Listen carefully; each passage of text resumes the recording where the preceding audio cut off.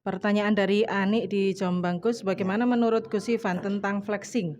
Bukankah sekarang ini sudah biasa? Apakah itu menjadi tanda-tanda akhir zaman, Gus? Oke, flexing ya, flexing zaman sekarang. Seperti yang saya katakan, bahwasanya gaya hidup orang zaman sekarang itu sangat-sangat aneh ya. Apalagi yang ada di kota-kota besar. Ada yang namanya flexing. Flexing itu mungkin gampangannya adalah eh, sombong dengan tidak terlalu terlihat ya. Mungkin seperti itu. Jadi orang itu ingin menunjukkan suatu keberhasilan yang dia punya, entah itu dari segi bentuk materi ya, kendaraan atau sandangan, tapi orang itu tidak terlalu menonjolkan apa yang ditonjolkannya, tapi itu termasuk flexing bagi orang lain. Sehingga flexing ini bisa menjadi dua sudut pandang antara orang yang seorang pelaku atau orang yang melihatnya. Tapi kebanyakan orang zaman sekarang, saya bukan mendukung orang yang flexing ya, tapi saya berhusnudon.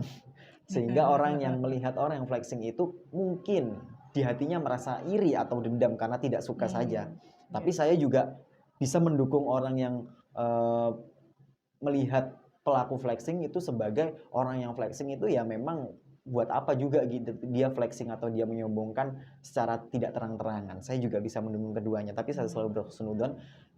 Sehingga kalau misalnya saya di sini mungkin konteksnya saya jawab dulu yang pertama, yaitu flexing secara terang-terangan. Artinya dari hati seorang yang flexing itu memang terdapat niat ingin sombong. Ya tentu saja itu salah ya. Tentu saja saya tidak membenarkan hal itu karena Allah tidak suka dengan hambanya yang sombong. Sudah banyak sekali Raja Namrud, Raja Firaun itu kurang sombong apa di hadapan Allah Subhanahu wa taala. Sedangkan kita cuman sombong harta yang tidak terlalu banyak saja sudah merasa paling-paling, si paling-paling gitu ya kalau bahasa sekarangnya.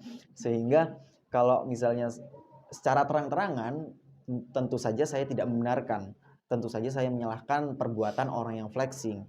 Tapi kalau misalnya orang tersebut tidak mempunyai niat flexing, tapi mempunyai memberikan atau niatnya untuk memotivasi orang lain supaya kalau misalnya saya bisa, maka kalian pun juga bisa. Tapi di hatinya orang yang melihat itu kayaknya orang ini kayaknya flexing deh dengan kendaraannya. Orang ini flexing deh dengan apa yang dibawanya. Tentu saja ya muhasabah diri Anda ya. Jadi introspeksi diri Anda sendiri, Tergantung cara pandang berarti, tergantung Gus. sudut pandangnya ya, atau perspektif orang. Kira-kira harus jeli juga, harus peka mana yang bisa diambil hikmahnya, mana yang harus ditinggalkan perbuatannya.